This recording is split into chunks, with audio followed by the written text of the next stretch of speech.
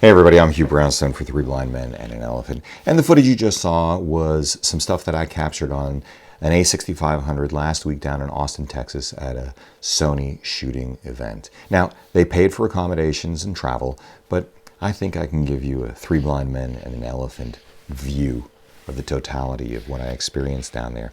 Now, some of the footage you just saw was shot 1080p, 60 frames per second. Some of it was shot 4K UHD at 24 frames per second. But for me personally, I just loved all of it. When Sony released the first version of the a6500, the original a6000 back in February 2014, I thought they'd created a budget masterpiece. The body sold for $600 and contained a sensor that slew cameras all the way up to Canon's almost $7,000 1DX. Never mind my own 5D Mark II or my little Rebel SL1 twins when I wanted a multi-camera shoot. The a6000 was small, it was lightweight, it had a built-in EVF and video-centric assists for exposure and focus that DSLRs just couldn't compete with. It turned the hybrid market on its head, I think even more than the GH4. I put my money where my mouth was. I bought one, I sold off all my Canon DSLRs and all of my L-glass, and I've never looked back. Now, again, as most of you know, the 6500 is the third and most capable version of the a6000, all three cameras having been released in the last 3 years. But Sony will continue to sell the a6000 and the a6300, which came out earlier this year, just 9 months ago, alongside the a6500. The a6000 price will remain the same at about $600 for the body. The a6300 price will remain the same at about $1,000. And the a6500 will come in at just about $1,400. You notice a pattern? Hold that thought. The a6500 is an imperfect icon, I think. Just like its stablemates, with all of the goodness and many of the limitations they share.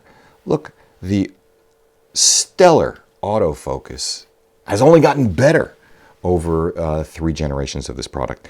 That brilliant sensor, that APS-C 24 megapixel sensor, topples not only the Canon 1DX, but just to put this into perspective in case you don't know it, a pile of recent cameras, including the Canon 6D, the 5D Mark III, the 80D, the 750D, the 760D, the 7D Mark II, and just remember how good those cameras were. But it's not just about Canon. It crushes the Leica X Vario, the S, the T, the ME Type 220. It crushes the Leica M9 sensor, Nikon D3300, 3200, 5100. It slays the best from Panasonic, the GX8 and the GX4. And from Olympus, it's better than the Olympus Pen F, the OMD EM5 Mark II, the OMD EM10 Mark II. And then there's the fact that it's just this nice, small form factor. I love this rangefinder form factor. I love the fact, because I'm right eye dominant and I have a fairly large proboscis nose, it works for me. Now, if you're left eye dominant and you have a small nose, then that's something else. There are great lenses for the E-mount now, even if most of them are full frame. You still have the geared cine lenses from Vedra, the mini primes. Terrific. And you can adapt, of course, pretty much anything to this camera. It's got overachieving frame rates. It's got great codecs, the XAVC-S, really pretty great. I wish that it could do intra-frame. I can see the difference even through the internet. And it's still very aggressive pricing. So the 6500 inherits all of that, and it inherits fussy ergonomics, and now I feel it, cringeworthy menu system, Pez-sized batteries, and this 30-minute recording limit. It's really simple to explain the differences. The 6500 is basically the 6300 with a few things more, noticeably in-body image stabilization, touch autofocus, along with a slightly reconfigured grip, a button or two, and no thermal cutoffs, at least not within the 30-minute window. The a6300 in turn is everything that the a6000 is, plus a few things more, most notably 4K video recording, high frame rates, and a more robust lens mount. By the way, the 6300 and the 6500 have mic jacks. I don't think that's the biggest thing, and that none of them have headphone jacks, but I record my audio separately anyway, so it doesn't really bother me. I named the a6000 the 2014 camera of the year, and shortly after the a6300 came along, it became my A camera, and I've made money using both of these. Though, again, I am increasingly frustrated by the 30-minute limit, not for the commercial work, but for this kind of stuff. I'm recording this now for a second time because it cut out on me, so I'm talking even faster. I'm also increasingly frustrated by the menu system and overheating. Not when I don't have Wi-Fi on, but I'm still figuring this out. It has shut off early with Wi-Fi on, but it's got Wi-Fi on now, so we'll see what happens. And I just wish the app were more robust. I'd like to have touch focus from the app. I'd like to be able to have peaking and zebras from the app. Yes, what I want is a full monitoring solution for a free app. Okay, so I'm being piggy. Here's what I learned in my short time with the a6500. The IBIS on the a6500 just plain works. I'd place it around the same effectiveness with an image stabilized lens, so everything's stabilized during video as Apple's iPhone 7 Plus. Now don't laugh, because the iPhone is a real sleeper when it comes to that. I don't really know how it stacks up against Panasonic or Olympus because I haven't had experience with it, but I'm looking to change that. Still, in any event, I think its most potent use is for still photography. I don't think you can get the same shots, that kind of sweeping cinematic flow that you can with a gimbal. The touch focus, on the other hand, is more of a work in progress. I found it to be less responsive than I'd like. I'm betting Sony will fix this quickly with a firmware update. They have to. And it's important to point out that the touch autofocus does not mean that it has a touch system. You don't use touch for menus. The menus are essentially unchanged. You can't pinch, squeeze images the way you can with a smartphone. It's not a smartphone. 3, I learned that the menu system and physical ergos of the camera, from having to make deep dives into the menu too often, to assigning buttons that remain labeled inscrutably like C1 and C2 instead of, say, Focus Mag or IBIS or peaking, onto positioning limitations of the LCD, which is blocked when you're using a gimbal, and the absence of an articulated finder for use in bright daylight. These are really beginning to annoy me, because the irony is these are all signals that I want to do more with the camera, and I want to do it faster. So I really felt this when I was down in Austin. And finally, the Play Memories app and the Wi-Fi connectivity appear to be essentially unchanged. Actually, I lied. That's not finally. That bothers me. There needs to be more height to the camera. This really struck me while I was down in Austin, because I wasn't the only one experiencing this. Basically, the bottom of the mount is at the bottom of the camera. And if you have a full-frame lens like the 90mm f2.8 macro, it gets bigger as you go out. And that does not leave the a6500 or any of its stablemates the ability to be mounted properly onto a tripod plate without a spacer. That is a problem, and I saw some pretty funky fixes for that. The other thing that occurred to me again is, man, I really, really want a neutral density, an internal neutral density filter on this kind of form factor camera. But with all of that said, did I mention that I found my passion rekindled during this shoot? Yeah, I think I did. Now, as you can see in the next segment, at a sequence I shot at a skateboarder and BMX park, I am not a master of motion. And I continue to show an affinity for stills, as well I would, because that's from whence I came. You can argue that I should already be comfortable with S-Log and I should have used it. You can argue that S-Log or not, I continue to make mistakes with things as simple as exposure. You can argue that for this next sequence I didn't have a beginning, middle, and end. the 3 rudimentary keys to a narrative. And I'd agree with you. All of which prove the point I keep making in my posts that yes, it's about the gear, but no, it's not about the gear, it's about the people. So take a look, see what I mean. The limitation that you're about to see wasn't the camera, it was me.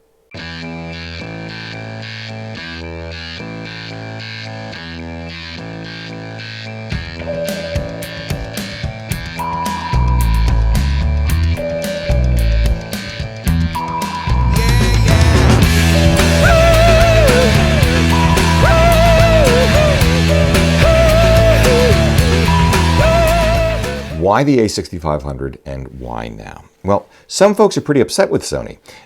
They feel that the a6500 is what the a6300 should have been, and that their camera has been made obsolete. Well, I have a different point of view. I think Sony is doing what it needs to do to survive. It's pushing out innovations as fast as it can. That's a competitive strategy. And in the process, continually moving up the price point. Now, hang on. In an era of cratering unit volumes brought on by smartphones, not only in point and shoot, but in interchangeable lens cameras, Sony is doing the same thing that Fuji and Olympus are, the same thing that the automotive manufacturers are doing when they direct people toward SUVs and pickup trucks. They are seeking to increase the margin on a smaller absolute number of units as a way to buttress profitability. And look, if we want to continue getting innovation from these guys, we have to allow them that.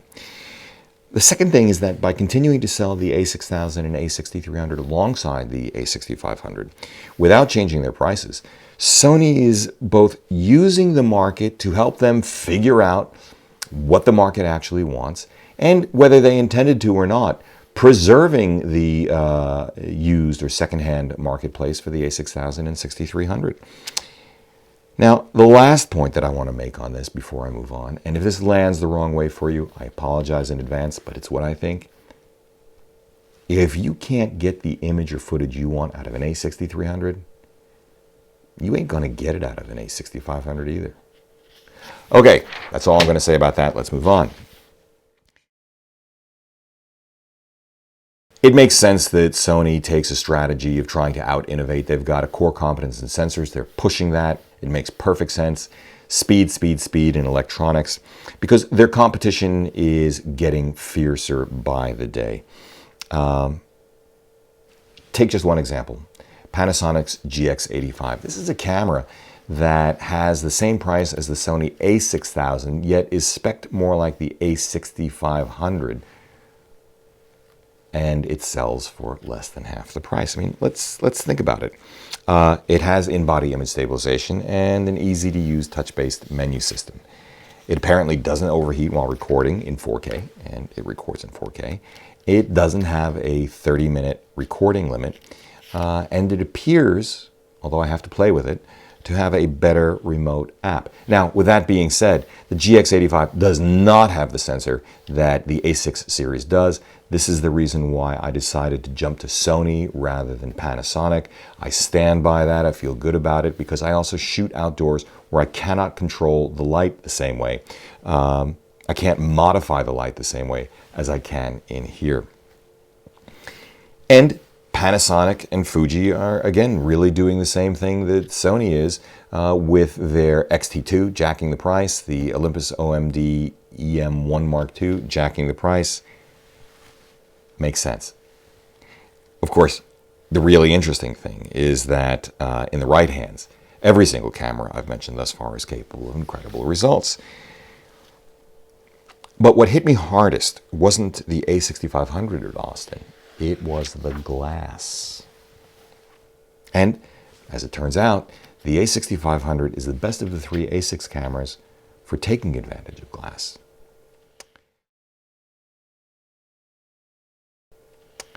When I was in Austin, I relied basically on two lenses and was inspired by two lenses.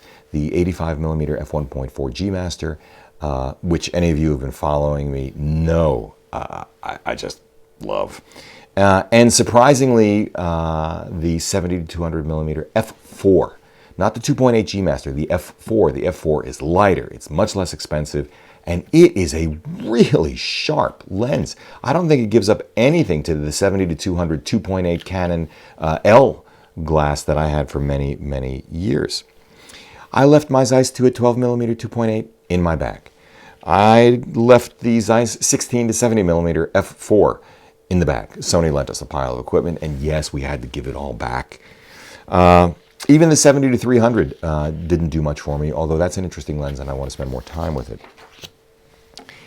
But here's where the a6500 gets most interesting. With the IBIS-enabled a6500 allows you to do better than the a6300 and the a6000, and you'd otherwise have to spend $3,000 on an a7S2 or a7R2 to achieve the same result, is low light, low shutter speed, handheld work with non-stabilized lenses like the 85mm 1.4 G Master or the 24-70 G Master, which I don't believe is stabilized either, along with the plethora of third-party manual focus lenses that are out there, and non-image stabilized.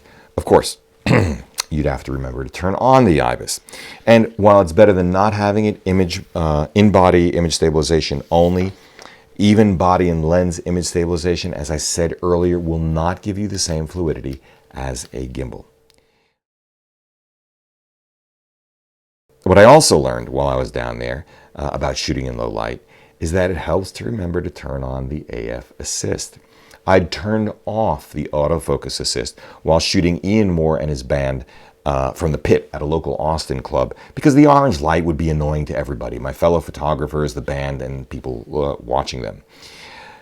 The problem is I forgot to turn it on when I took a couple of photos of Ian backstage, and autofocus didn't work. It didn't lock in that low light. So I wasted an opportunity to get some really good shots, and that's really annoying. Take a look, I'll show you what I mean.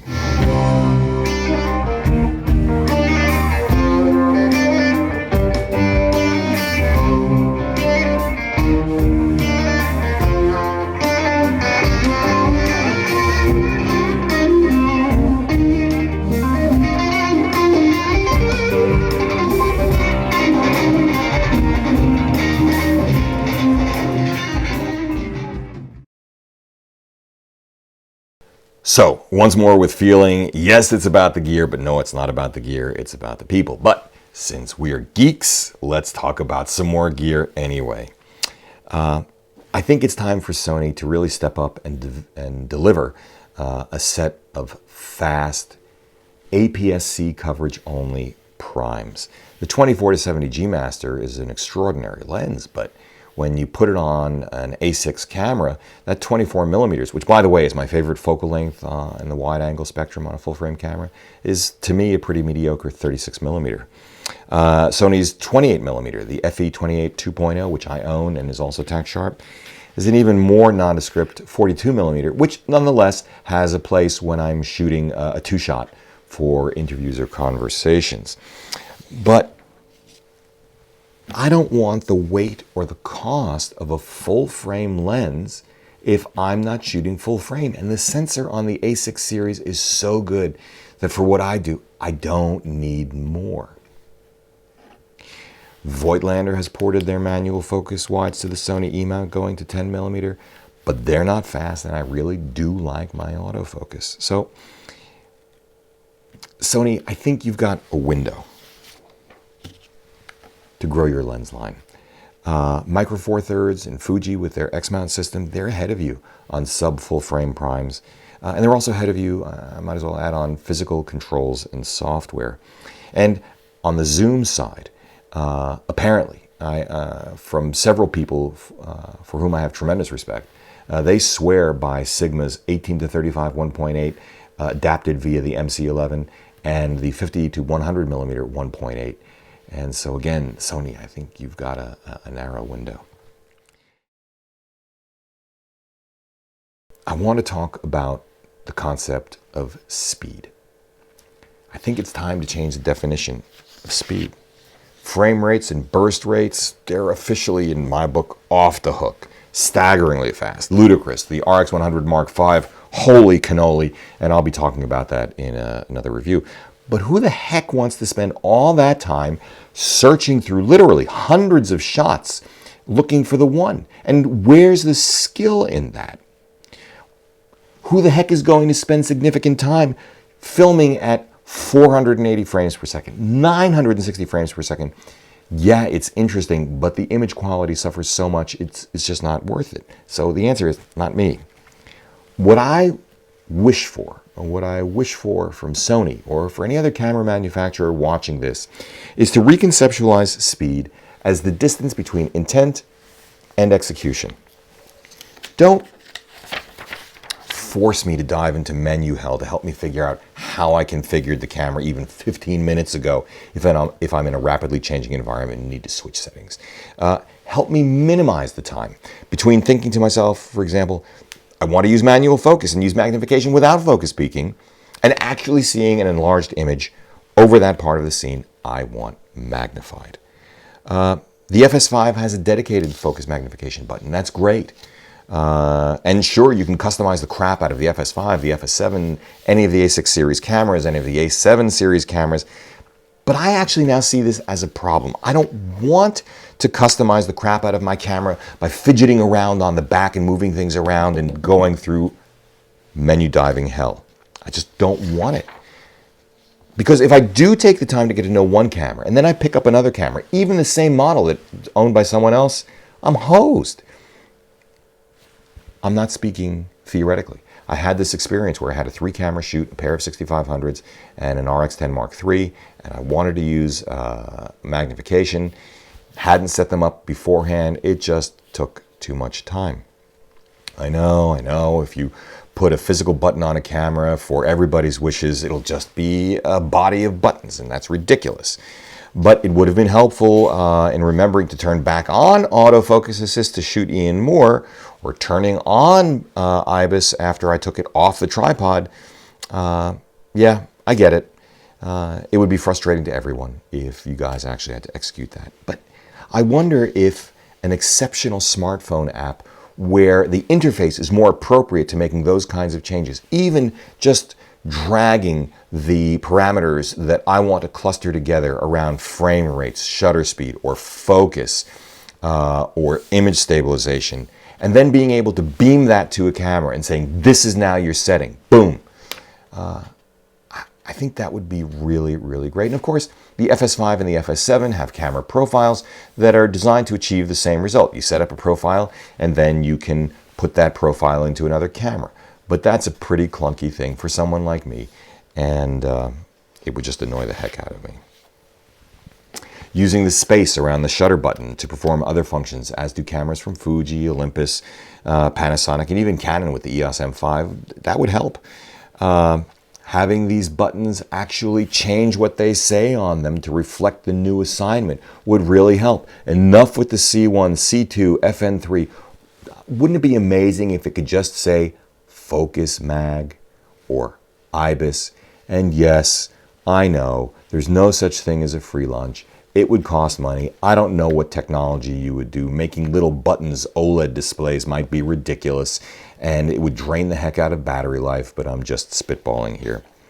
Of course, what this does is demonstrate once again that it's the image maker rather than the gear, because what I'm asking the camera makers to do is make up for my shortfalls. Yeah, call the wambulance, because I don't have Malcolm Gladwell's 10,000 hours of experience. Your mileage may vary.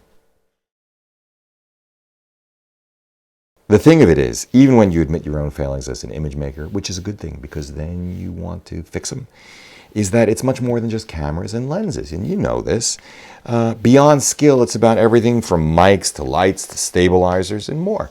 The $800 that you could save if you shot in 1080p without IBIS or 4K or a touchscreen would more than cover the cost, for example, of a Crane 3-axis handheld gimbal that fellow blogger and bud Max Yuriev used to such good effect during his time in Austin. Of course, Max is also skilled. Let's make some recommendations. As always, it comes down to your wants and needs. At $600 for the body, The a6000 was and remains an extraordinary value. If you're moving beyond point and shoot or into video for the first time, the a6000 remains my top choice. You don't need 4K, and your editing system probably can't handle 4K. Mine can barely handle it. I'm going to change it out next week. Buy a Zoom H1N for your audio and learn how to sync. Look, in Final Cut, it's literally a click. Most of the time, you won't think about high frame rates, but in the beginning, when you do, use your smartphone to experiment and find out that doing 120 frames per second is pretty easy and it's not bad. See how often you actually use it. Buy a decent fast prime from Sigma or Sony or someone else, or maybe use the money you save to take a course and hone your skills. Same advice, actually, if you're an experienced shooter, yet you know, because you're experienced, that you don't need 4K or 120 frames per second and won't be using cine lenses. Because remember, the a6000 lens mount is just not robust enough to handle the torque of pull focus. At $1,000, the a6300 is a pint-sized a7R II and a relative steal. If you just want 4K or want to use geared cine lenses, this is the one to get. Now, if the A7R2's IBIS really rocks your world, you're using a lot of vintage glass and you want to do, really it's more handheld photography, I think, than video. And you don't want to spend $3,000 or you don't need 42.2 megapixels, you'd rather apply the money to the G Master or something, I feel for you. In which case the a6500 still remains an incredible bargain because at $1,400 it's less than half the price of the a6500, of the a7R2, and gives up almost nothing in terms of 4K. In fact, I think it gives up nothing in terms of 4K to the a7R2. Maybe a stop or two of low light performance when you get up to 25,600. And I learned that I don't shoot above 12,800. Finally, if touchscreen system really is most critical to you, you may want to hold off until Sony really gets the responsiveness debugged and actually takes the time to redo the menu system to take advantage of that hardware. That would be my recommendation.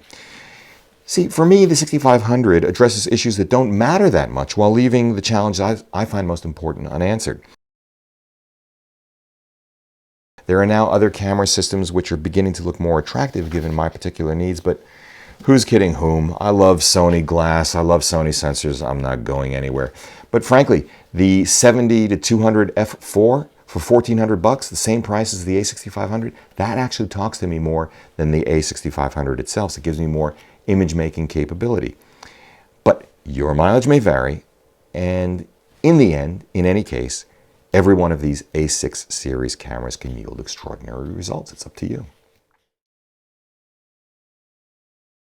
If you ask me to tell you what would make an extraordinarily compelling camera system, here's the list, beginning with maintaining the 6 series rangefinder form factor. A bigger and articulated EVF, 0.9x. I want that articulated EVF because I want to see things in bright daylight from an angle when even a 7-inch monitor gets in the way. I want a more responsive touch LCD, which articulates the one on the A99 too, so that I can raise it above the gimbal and I can actually see what it is that I'm filming. I want internal ND from the FS5. I want better physical controls. I want better menu system on a par with a smartphone. I want 10-bit 422, 4K out through HDMI. I want an accessory grip that would add significant battery capacity, maybe some XLR audio inputs with a good preamp, and a full-size HDMI port, even if there's not an SGI one. A Thunderbolt 3 port, so I could offload images and footage really, really quickly. Dual card slots, because I have now experienced one card failing. Small, as I said earlier, fast APS-C coverage primes and zooms, and I take a page out of Leica. Elmer at 2.8, Summicron 2.0, Summilux 1.4. I think that could do really well for you. But really, I just need to continue to hone my craft like almost everyone else. Anyway, if you like what you've seen here, please remember to subscribe, like. If you're thinking of buying something, would appreciate it if you use my links. It doesn't cost you anything, keeps me caffeinated. And please, I love seeing your comments because I learn so much from them. This is about to shut off, so here we go. For 3 Blind Men and an Elephant, I'm Hugh Brownstone, See you next time.